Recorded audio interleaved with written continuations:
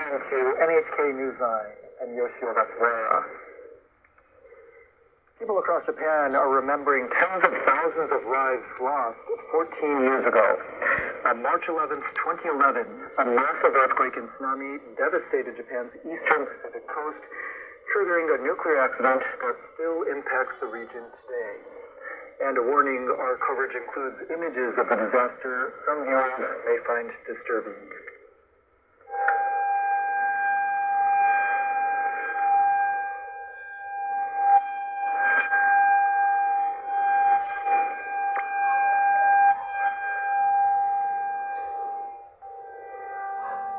Across the country, there was a moment of silence held at 2:46 p.m., the exact time the quake occurred. People in hard-hit areas paid respects to the dead.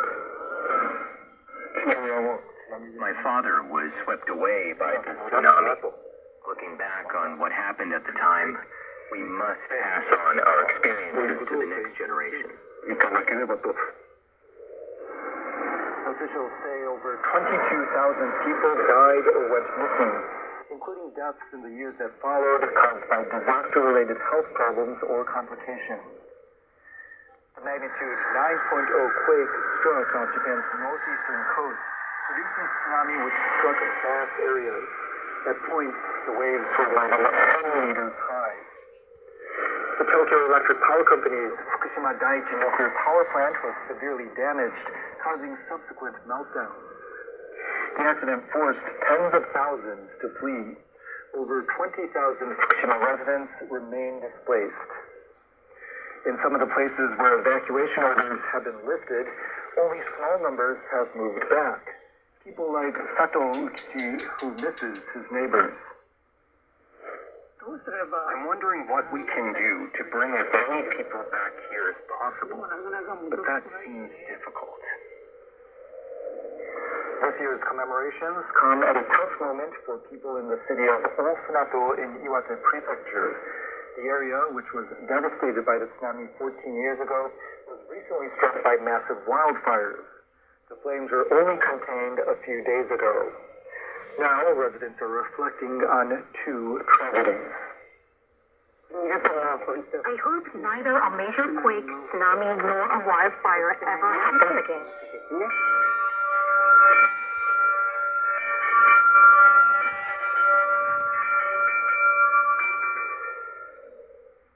Those concerns were shared by Japan's Prime Minister at a memorial ceremony on Tuesday. Ishibasa did a pledge to pass on lessons learned to the next generations to better prepare for disasters.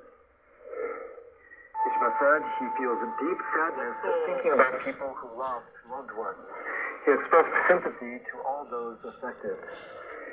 He noted that reconstruction has progressed in most areas hit by the natural disaster, but he said those affected by the nuclear accident require a longer-term response. He promised that the government will steadily decommission the crippled nuclear plant. Yes, I hear you. We will use the lessons learned to deal with natural disasters, enhance our preparedness, strengthen response systems, and improve conditions for survivors at evacuation centers. We will also set up a new management agency to make Japan the world's most disaster-resilient country. Ishiba later said his government will secure sufficient funding for reconstruction so more survivors can return home. Japan Railway says starting Friday, it'll gradually resume operations of coupled bullet trains. Operations were suspended last week after two trains disconnected, causing a major delay. The trains, Hayabusa and Komachi, had been traveling through Tokyo when the mechanism connecting the two detached. The incident forced the company to halt several lines, impacting more than 150,000 passengers. Officials are still trying to determine what led to the malfunction. During the inspection of the Komachi train, we found that the coupler continued to detach. They say an electrical issue could have caused the coupler to detach. So for now, they plan to connect the trains manually to avoid another incident. The railway company says it'll conduct a test run before resuming operations. Separately, the Transport Safety Board is conducting an investigation to identify the cause.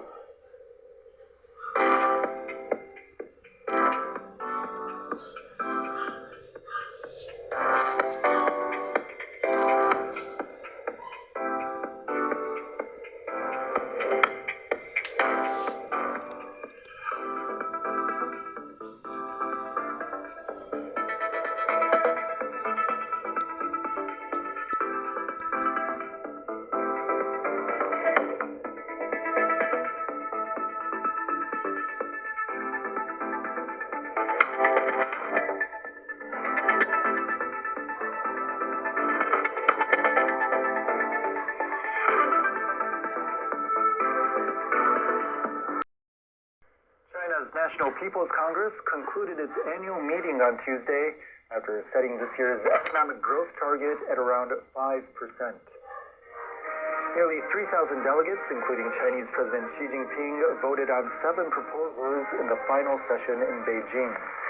Resolutions showing approval with an overwhelming majority include the government work report targeting economic growth at around 5% for this year, as well as the defense budget of 7.2% from last year.